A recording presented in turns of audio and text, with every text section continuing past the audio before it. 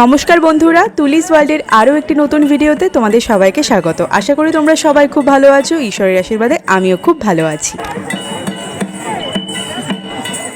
Video title দেখেই তোমরা বুঝতে পেরে গেছো এটা কি রিলেটেড ভিডিও। হ্যাঁ, চড়ক পুজো, যা গ্রাম বাংলার লোক সংস্কৃতির এক বিশেষ অঙ্গ। এই চৈত্র সংক্রান্তিতেই এই পুজো পালন করা হয়। নববর্ষের প্রথম 2-3 দিন ধরে চলে এই চড়ক উৎসব। তবে ঠিক কবে থেকে আর কিভাবে চড়ক পুজো শুরু হয়েছিল তার সুনির্দিষ্ট কোনো ইতিহাস জানা যায় না। বলা হয়ে থাকে, দ্বারকাধীশ কৃষ্ণের সঙ্গে একবার মহাদেবের একনিষ্ঠ উপাসক বানরাজার যুদ্ধ হয়। সেই যুদ্ধে জয়লাভ ও অমরত্ব লাভ করায় প্রার্থনায় বানরাজা নিজের শরীরের রক্ত দিয়ে মহাদেবকে তুষ্ট করেন এবং ভক্তিমূলক নাচ গানও করেন। সেই সময়টা ছিল চৈত্র সংক্রান্তি। তখন থেকেই এই পুজোর শুরু বলে অনেকে মনে করেন। আবার অনেকে মনে করেন 1485 খ্রিস্টাব্দে সুন্দরানন্দ ঠাকুর নামের এক রাজা এই পুজো চালু করেন। এই পুজোর অপর নাম নীল পুজো, গম্ভীরা পুজো বা শিবের গাজন নামেও পরিচিত।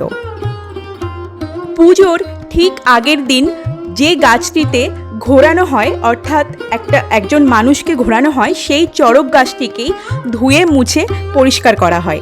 এতে জল ভরা একটি পাত্রে শিবের প্রতীক শিবলিঙ্গ রাখা হয়।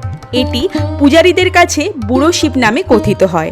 এই পুজোয় কয়েকটি বিশেষ অঙ্গ হল কুমিরের পুজো, কাঁটা ও ছুরির ওপর লাফানো, জ্বলন্ত কয়লার উপর হাঁটা, শিবের বিয়ে, বান ফোড়া, অগ্নি নৃত্য, দানো বাড়ানো বা হাজারো পূজা এবং চড়ক গাছে দোলা। এই পুজোর মূলে রয়েছে ভূত প্রেত ও পুনর্জন্মবাদের প্রতি বিশ্বাস। আর এই পুজোর সবচেয়ে উল্লেখযোগ্য বিষয়টি হলো দৈহিক যন্ত্রণা।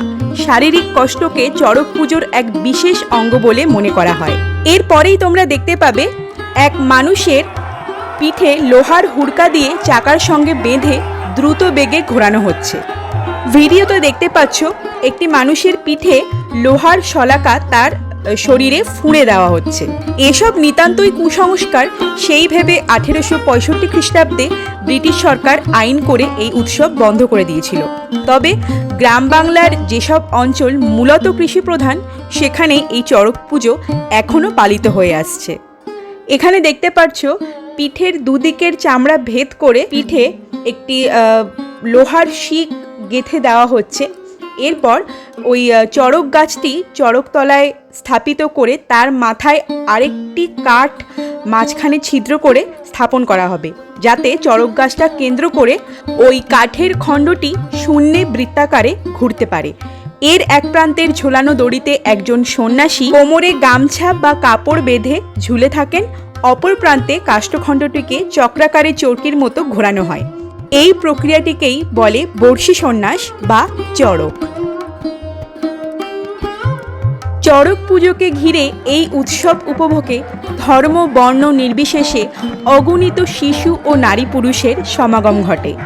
শহরাঞ্চলে অবশ্য এই পুজো বিশেষ দেখা যায় না, কিন্তু গ্রাম বাংলায় এটি একটি পরিচিত উৎসব।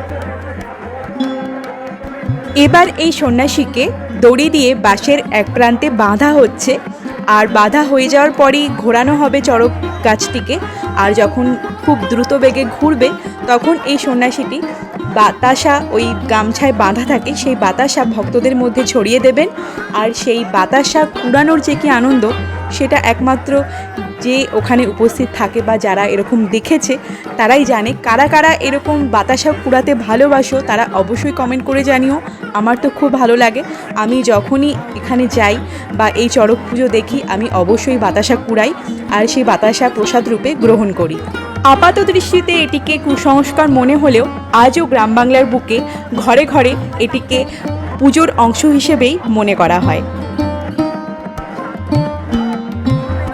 চড়ক পুজোর ইতিহাস বা এই ভিডিওটা তোমাদের যদি একটু ভালো লেগে থাকে তাহলে একটা লাইক করে চ্যানেলটাকে সাবস্ক্রাইব করার অনুরোধ রইল। আর কিছু যদি জানানোর থাকে সেটাও আমাকে কমেন্ট করে জানাতে পারো। আর হ্যাঁ, পাশে রাখা বেল আইকনটাও কিন্তু অবশ্যই প্রেস করে দিও, যাতে আমি যখনই কোনো নতুন ভিডিও তোমাদের সামনে আনবো তোমরা চট করে নোটিফিকেশনটা পেয়ে যাও।